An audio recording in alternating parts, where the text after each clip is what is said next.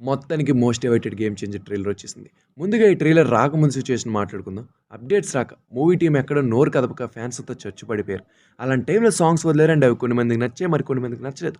But నాకైతే నచ్చాయి. బావున్నాయి. అండ్ దెన్ టీజర్ వదిలారు. టీజర్ చూసాక నాకు కూడా బానే అనిపించింది. మాస్ మూవ్‌మెంట్స్ ఉన్నాయి, స్కేల్ కనబడింది, ఆ గ్రాండియర్‌నెస్ కనబడింది. బట్ సాటిస్ఫైడ్‌గా అయితే లేను. ఎందుకో తెలీదు. బట్ ఒక ఫీలింగ్ అయితే ఉంది. ఈ మూవీ శివాజీ అవుతది, లేదంటే భారతీయుడు 2 అవుతదని. బట్ ఎప్పుడైతే ఈ ట్రైలర్ చూసానో ఒక్కటే మాట, ఒక్కటే ఫీలింగ్. ఇది పక్కాగా ఒకే ఒకడు రేంజ్ స్టఫ్ అని.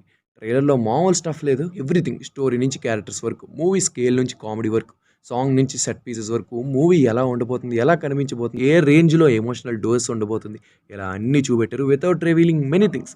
అండ్ సాంగ్స్ వినడానికి బానే ఉన్నా, చూడడానికి దానికి మించి ఉంటాయని క్లియర్‌గా అర్థమవుతుంది.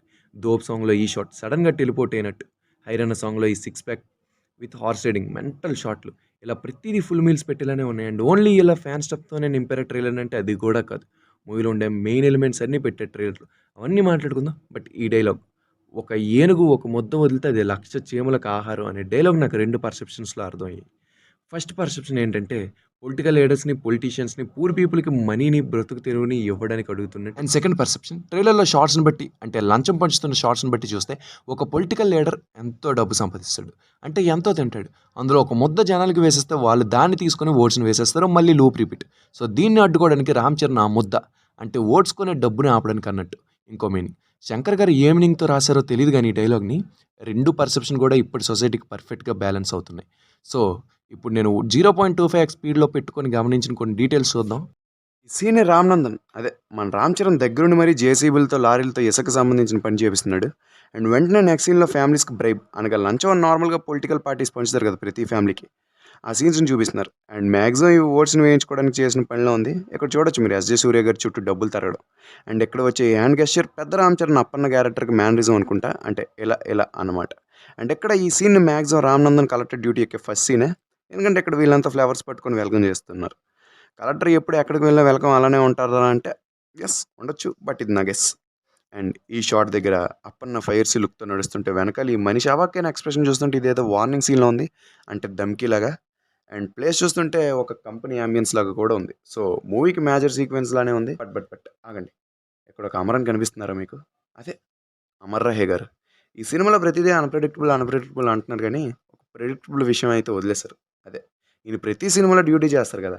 ఆ డ్యూటీ గురించే మాట్లాడుతుంది. అండ్ ఇక్కడ సడన్ సర్ప్రైజ్‌లాగా హిడెన్ లుక్‌ని హైడ్ చేయకుండా రివీల్ చేసేసారు. అదే 'రామ్‌నందన్' ఐపీఎస్ లుక్. దీన్ని చూసి అందరూ ట్రిపుల్ రోల్ అని అంటున్నారని, ఆ యూనిఫార్మ్ మీద ఉన్న పేరుని జూమ్ చేసి చూస్తే ఏం కనబడలేదు. మొత్తం బ్లర్ అయిపోయింది. సో మీకు గనక ట్రిపుల్ రోల్ అని డౌట్ ఉంటే ఉంచుకోండి. రేపు థియేటర్‌లోనే రివీల్స్ అన్నీ. అండ్ ఈ సీన్ కొండారెడ్డి బురుజు దగ్గర షూట్ చేశారని తెలుస్తుంది. ఇన్‌ఫాక్ట్ బురుజు పైకెక్కేసారు. ఇదిగోండి. ఇక్కడ మన అప్పన్న వాళ్ళ టీమ్‌మేట్స్ ఉంటారు. అదే పార్టీ మెంబర్స్. సో ఇది పార్టీ మీటింగ్ అనుకుంటా. అండ్ ఇక్కడ డైలాగ్స్ కూడా కొంచెం అన్‌క్లియర్‌గా ఉంటది ట్రైలర్‌లో ఆడియో క్వాలిటీ పరంగా. ఇది ఎందుకంటే మూవీలో మైక్‌లో మాట్లాడే పదాలు అయ్యుండొచ్చు. అందుకే బేస్ రీసౌండ్ అవుతుంది. ఇదిగోండి చెప్పాను కదా! మేనరిజం అని. And Appanna party Abhyudayam party and ఆ సింబల్ కూడా ఈ గుర్తే. అండ్ ఇక్కడ కనిపిస్తున్నారా మీకు? ఎవరా? ఎవరు కాదులెండి. ఎవరు కాదు. అండ్ ఈ ఫ్రేమ్స్ అన్నీ చూస్తుంటే మూవీలో పొలిటికల్ డ్రామా గట్టిగానే దింపినట్టున్నారు. చాలా పార్టీ మీటింగులు చూపిస్తున్నారు. ఇక్కడ గోదావరి దగ్గర, ఇక్కడ కొండారెడ్డి బురుజ్ దగ్గర అండ్ ఇక్కడ చార్మినార్ దగ్గర. మూవీలో మన యంగ్ ఏజ్ రామనందన్ క్యారెక్టర్ ఉన్న యాంగర్ ఇష్యూస్ని క్రియేటివ్గా మంచిగా చూపిస్తున్నారు. మన టీజర్లో 30 డేస్ కోపం తగ్గించుకోవడం ఎలా, పేపర్లు చింపేసి కోపం తగ్గించుకోవడం, ఇప్పుడు ఈ ట్రైలర్లో కోపాన్ని కంట్లో లేజర్ లేసి హోమ్ ల్యాండర్లో చూపించడం బాగున్నాయి క్రియేటివ్గా అండ్ ఫన్నీగా. రామ్ ల్యాండర్ ఫస్ట్ చూడగానే ఇవేంట్రా ఇగ్లూలా ఉన్నాయి అనుకున్నా. బట్ తర్వాత తెలిసింది గోదావరి సైడ్ ఇలా కోన్ షేప్లో ఉప్పుని తయారు చేస్తారని. సో దీన్ని బట్టి అప్పన్ క్యారెక్టర్ ఉండేది గోదావరి అని తెలుస్తుంది. ఈ సీన్‌లో డైలాగ్ గూడా అంజలి గారు అప్పన్ని ఏదో మంచి పని చేయడానికి మోటివేట్ చేస్తా ఉంటది. బహుశా పొలిటికల్ పార్టీ పెట్టమంటదేమో. ఇక్కడ ఒక బాంబ్ బ్లాస్ట్‌తో 'ఎస్‌జే సూర్య' ఎంట్రీ ఉంటది. ట్రైలర్‌లో ప్రమాణ స్వీకారం చేస్తున్నట్టు. తర్వాత పోలింగ్ బూత్ దగ్గర గొడవలు అబ్బో!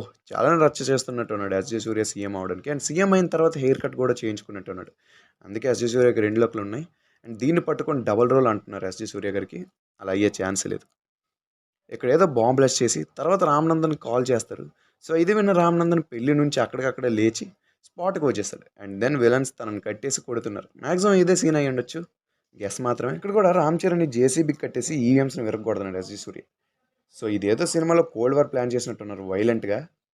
బహుశా ఫస్ట్ నుంచి ఇలా కాన్ఫ్లిక్ట్‌ని క్రియేట్ చేస్తారేమో. 1 వర్సెస్ 1లో ఫైట్స్లోనే కాకుండా టాక్టిక్స్లో కూడా. ఇలా అయితే చాలా ఇంట్రెస్టింగ్గా ఉంటుంది మూవీ. అండ్ ఈ సీన్లో చూడండి, ది యాక్టర్ రామ్ చరణ్ చూడొచ్చు.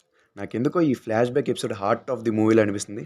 అండ్ అప్పన్న క్యారెక్టర్లో కూడా రామ్ చరణ్ ఎరగొట్టేశాడని ఈ సీన్ చూస్తే అర్థమైపోతుంది. సీన్ దగ్గర విలన్స్ యాక్వేరియన్స్ని పగలగొడుతున్నట్టు చూడొచ్చు.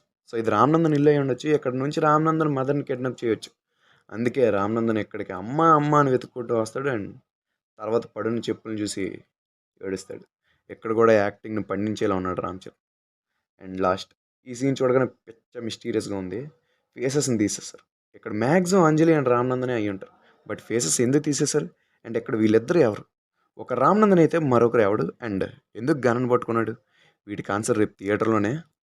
అండ్ దీని తర్వాత ఫుల్ మాస్ సీన్స్తో ట్రైలర్ని ఎండ్ చేశారు. సో ఇలా స్టోరీని మొత్తం స్థాయిలో ఎక్కడా రివీల్ చేయకుండా ట్రైలర్ని బాగా కట్ చేశారు. సో జాన్ 10th ఈ మూవీ కోసం పిచ్చ వెయిటింగ్. నేనైతే ఫస్ట్ డే ఫస్ట్ షో పక్కా. మీరే షోకి వెళ్తారో కామెంట్ చేయండి.